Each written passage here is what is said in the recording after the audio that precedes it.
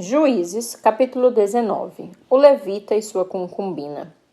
Naqueles dias em que o povo de Israel não tinha um rei para governá-los, um levita foi morar bem longe para os lados dos montes de Efraim, e emancebou-se com uma jovem de Belém de Judá. Todavia, ela lhe foi infiel, deixou-o e voltou para a casa do seu pai, em Belém de Judá, e ficou lá durante 4 meses. Então o homem resolveu ir a Belém atrás dela, para tentar convencê-la a retornar para ele. Ele partiu, levando consigo seu servo e 2 jumentos. Ao chegar à casa do pai da jovem, este, vendo-a, veio alegremente ao seu encontro. O pai da jovem o convenceu a ficar ali por algum tempo, e ele, aceitando, permaneceu com eles por 3 dias. O casal passou a fazer as suas refeições e a dormir juntos. No 4º dia, eles se levantaram ao raiar do dia e se aprontaram para ir embora. Mas o pai da jovem lhe sugeriu: restaura as tuas forças comendo um pedaço de pão, e em seguida podereis partir. Estando assentados à mesa, eles comeram e beberam juntos como de costume. E então o pai da jovem pediu ao homem: consente, rogo-te, em ficar mais esta noite, e que se alegre o teu coração entre nós. Como o homem se levantasse decidido a partir, o pai da jovem insistiu uma vez mais, e por isso ele passou ainda aquela noite ali. No 5º dia, o levita se levantou de madrugada e aprontou-se para partir. Mas o pai da jovem novamente lhe suplicou: restaura primeiro as tuas forças, peço-te. E permaneceram assim até quase o final do dia, e comeram e beberam juntos. Então o homem levantou-se pronto para partir com a sua concubina e o seu servo, quando o pai da jovem lhe ponderou: eis que o dia termina e a tarde vem chegando depressa, portanto, passes conosco a noite pelo menos. O dia declina, passa a noite aqui em segurança e que teu coração se regozije conosco. Amanhã bem cedo levantai-vos a caminhar e tu irás para a tua tenda. Contudo, o homem, recusando passar mais uma noite, levantou-se convicto, partiu e chegou até Jebus, isto é, Jerusalém, com 2 jumentos selados e com a sua mulher. Quando estavam próximos a Jebus e já se findava o dia, o servo sugeriu a seu senhor: vem, rogo-te, façamos um desvio e vamos passar a noite nessa cidade dos jebuseus. Seu senhor lhe replicou: não nos desviaremos do nosso caminho para ir a uma cidade de estrangeiros, porquanto esses não são israelitas. Entretanto, prosseguiremos até Gibeá. E acrescentou, ordenando ao seu servo: vamos, tratemos de alcançar um desses lugares, Gibeá ou Ramá, para lhe pernoitarmos. Foram então mais longe e continuaram a sua caminhada. Ao chegarem de frente à cidade de Gibeá, de Benjamim, o sol se escondia. Então eles se encaminharam apressadamente para Gibeá, a fim de passarem a noite ali. O levita entrou e se assentou na praça da cidade, mas ninguém lhe ofereceu hospitalidade em sua casa para pernoitar. Veio um homem idoso que, ao cair da tarde, retornava do trabalho no campo. Era um senhor das montanhas de Efraim que estava morando em Gibeá, enquanto os do lugar eram benjamitas. Assim que avistou o viajante na praça da cidade, o velho homem lhe indagou: para onde vais e de onde vens?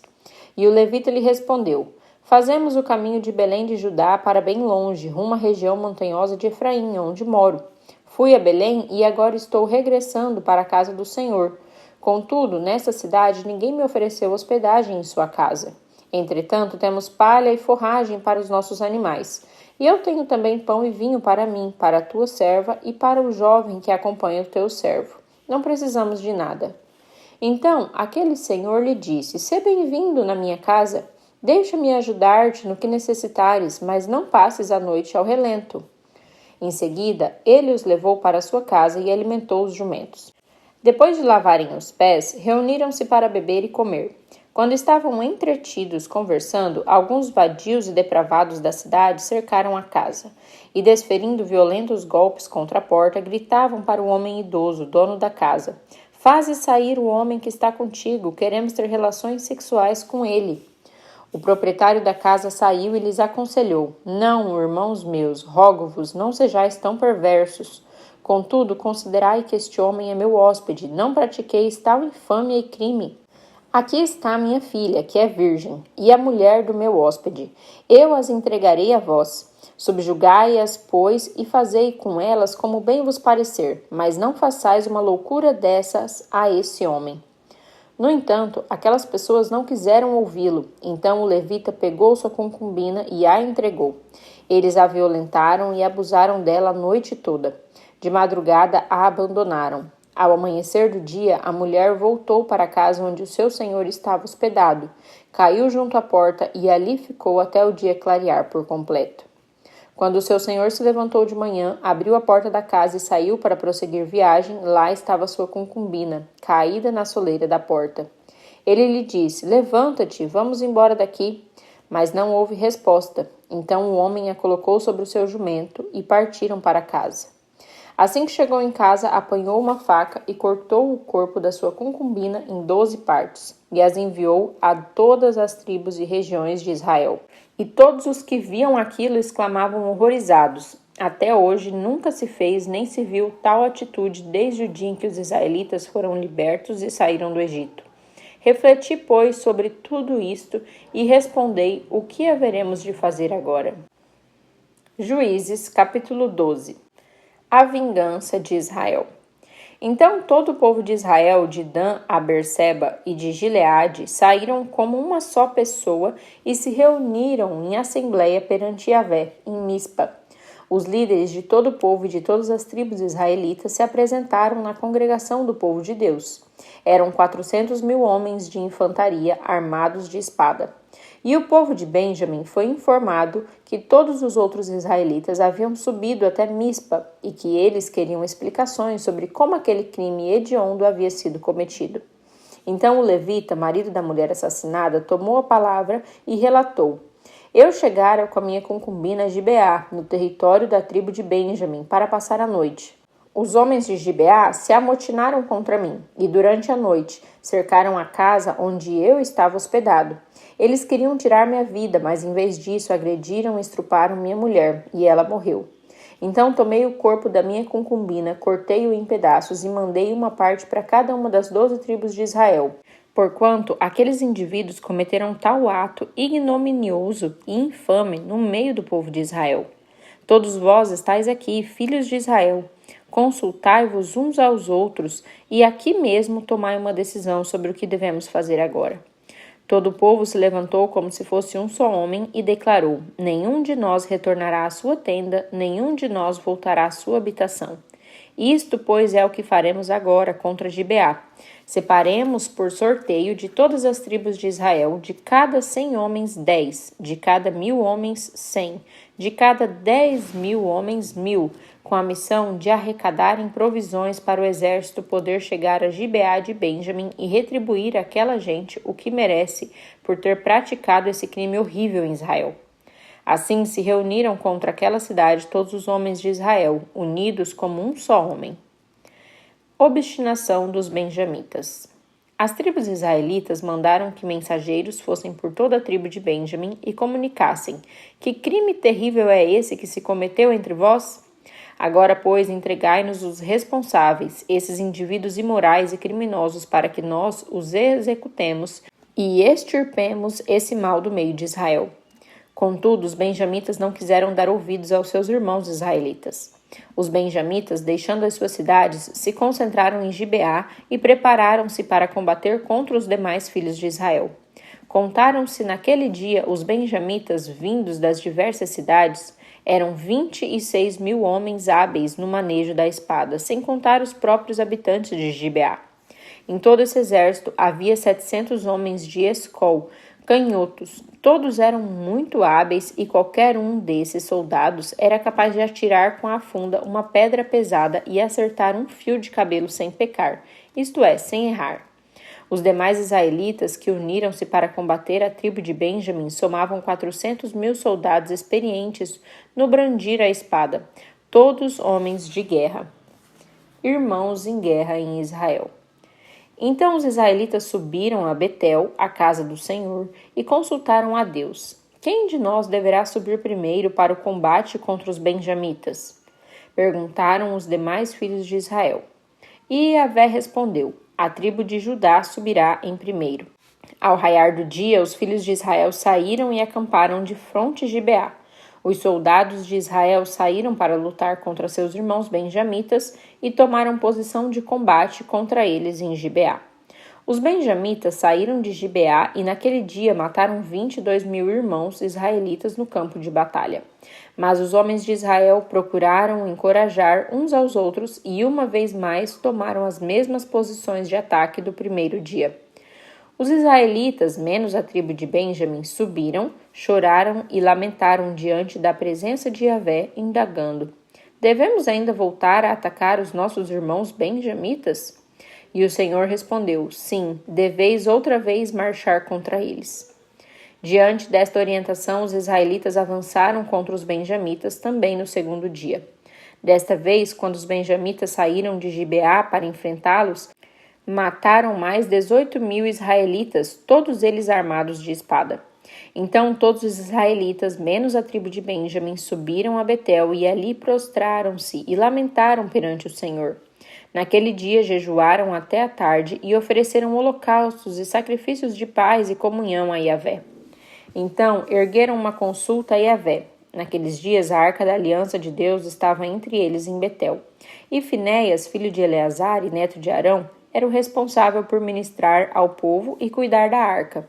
E a pergunta que eles alçaram ao Senhor foi esta: sairemos novamente a guerrear contra nossos irmãos benjamitas, ou é melhor que desistamos? Contudo, o Senhor lhes ordenou: atacai, porque amanhã eu os entregarei nas vossas mãos.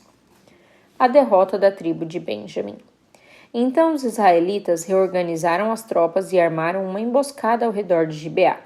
No terceiro dia, os filhos de Israel marcharam contra seus irmãos benjamitas e, como das outras vezes, posicionaram-se em ordem de batalha de fronte de Gibeá.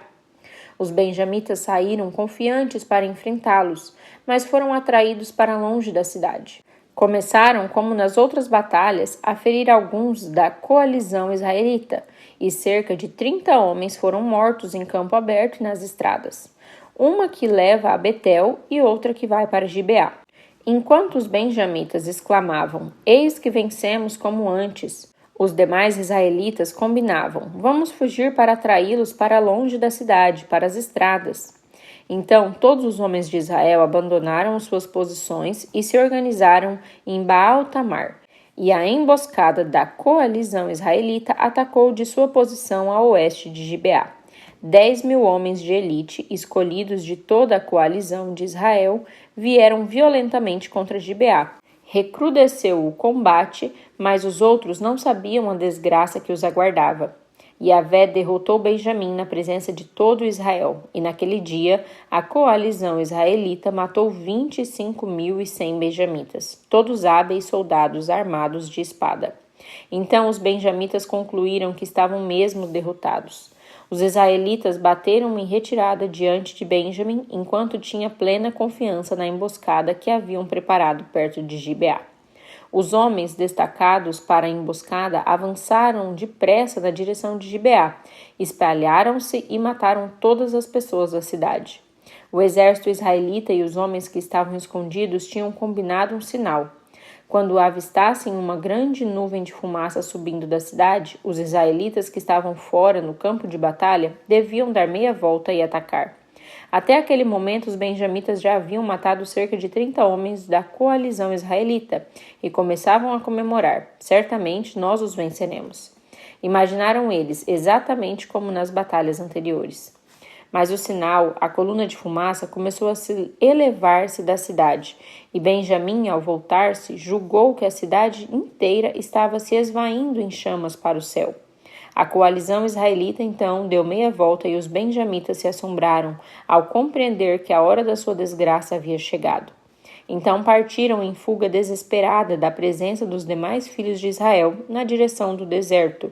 Mas os perseguidores os açoitaram, e os que vinham da cidade os massacraram a todos, atacando-os pela retaguarda.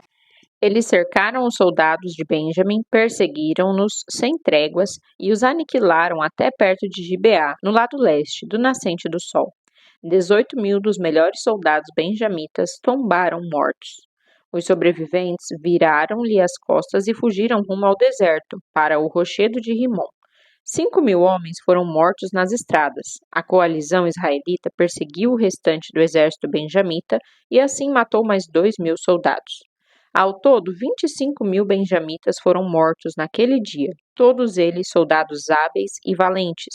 Entretanto, 600 homens retrocederam e fugiram para o deserto na direção do rochedo de Rimom. Ali permaneceram escondidos por 4 meses. A coalizão israelita voltou aos benjamitas e passou ao fio da espada toda a população masculina da cidade, e até mesmo o gado e tudo que ali se achava, e também atearam fogo em todas as demais cidades benjamitas da região. Juízes, capítulo 21. Remorso dos israelitas. Então os homens da coalizão dos israelitas haviam feito em Mispa este juramento diante de Deus: ninguém dentre nós dará sua filha em casamento a qualquer filho de Benjamim. O povo retornou a Betel e ficou ali na presença de Deus até a tarde. Eles choraram amargamente em voz alta e clamaram: ó Yahvé, Senhor Deus de Israel! Bradavam eles: por que nos aconteceu tamanha desgraça? Por que Israel perdeu uma das suas tribos? No dia seguinte, o povo se levantou ao raiar da alvorada e construiu um altar e ofereceu holocaustos e sacrifícios de paz e comunhão ao Senhor. Depois declararam diante dos filhos de Israel: qual dentre todas as tribos de Israel não compareceu à Assembleia do Eterno? Porque num juramento solene se tinha prometido que todo aquele que deixasse de se reunir diante de Yahvé em Mispa seria executado. Então os filhos de Israel muito se afligiram e prantearam por seus irmãos benjamitas e exclamavam: hoje uma tribo foi cortada de Israel. E se perguntavam: que faremos para encontrar esposas para os que se salvaram, pois juramos a Yahvé que não lhes daríamos nossas filhas em matrimônio? As virgens de Jabes. Então eles se informaram indagando: quem dentre todas as tribos de Israel não compareceu diante de Yahvé em Mispa? E chegou-se à conclusão de que nenhuma pessoa de Jabes de Gileade tinha subido ao acampamento para a assembleia. Contaram-se todos os que tinham atendido a convocação e efetivamente ninguém viera de Jabes de Gileade. Então a comunidade enviou para lá 12.000 homens dos mais corajosos com esta ordem expressa: ide e passai ao fio da espada todos os habitantes de Jabes de Gileade, inclusive as mulheres e crianças. Portanto, assim procedereis: matareis todos os homens e também toda mulher que já tiver se deitado com um homem, mas poupareis todas as virgens. E assim fizeram. Entre todos os habitantes da cidade de Jabes de Gileade foram encontradas 400 virgens, moças que nunca haviam conhecido sexualmente algum homem, e as levaram ao acampamento em Siló, nas terras de Canaã. A tribo de Benjamim sobrevive. Então todos concordaram em enviar mensageiros aos benjamitas na região do rochedo de Ribom, com a missão de lhes comunicar uma proposta de paz. Aí os benjamitas voltaram e receberam aquelas 400 virgens de Jabes de Gileade. Contudo, não havia moças em número suficiente para todos os homens. Então os demais israelitas ficaram com pena dos irmãos benjamitas, porquanto, pela vontade de Yahvé, abriu-se uma lacuna entre o número exato das tribos de Israel. E os líderes da congregação israelita tomaram a seguinte decisão: considerando que estão mortas as mulheres de Benjamim, como conseguiremos esposas para os homens que restaram? Os benjamitas sobreviventes precisam ter herdeiros para que uma tribo de Israel não desapareça completamente. Quanto a nós, não mais poderemos entregar-lhes nossas filhas em casamento, pois nós, filhos de Israel, fizemos esse juramento: maldito seja todo aquele que der mulher a um benjamita. Contudo, há a tradicional festa anual do Senhor em Siló, ao norte de Betel, a leste da estrada que vai de Betel a Siquém e ao sul de Lebona. Orientaram, portanto, aos benjamitas: ide e emboscai-vos nas vinhas. Vigiareis, e logo que as filhas de Siló saírem para executarem suas danças, saireis das vinhas e cada um de vós poderá apoderar-se de uma das moças de Siló, e em seguida partireis com elas para a terra de Benjamim. Se os pais ou irmãos delas chegarem até nós para se queixarem do ocorrido, dir-lhes-emos: conformai-vos, porque não podemos conseguir mulher para cada um na guerra, e vós não podíeis entregá-las a eles, porquanto nesse caso teríeis sido culpados, mas agora sois inocentes. Assim agiram os benjamitas. Quando elas estavam dançando, cada homem tomou uma moça para si, a fim de fazer dela sua esposa. Depois partiram retornando às suas heranças, reconstruíram as suas cidades e nelas se estabeleceram. Na mesma época, os demais filhos de Israel deixaram aquelas terras e voltaram cada qual à sua tribo e ao seu clã, cada um para o seu próprio território. Naqueles dias não havia rei em toda a terra de Israel, e cada pessoa fazia o que lhe parecia direito.